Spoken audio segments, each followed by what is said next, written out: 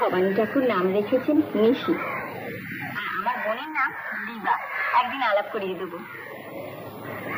তোমার বিয়ে হয়নি? ওই যে বললাম, শ্রীকৃষ্ণই আমার স্বামী।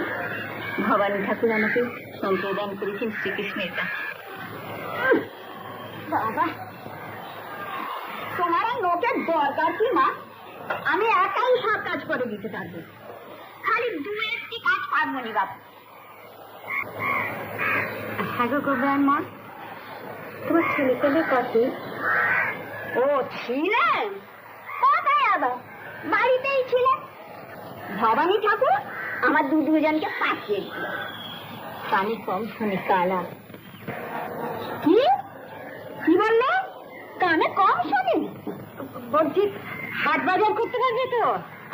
অত চা করছো কেন? আমি কি কানে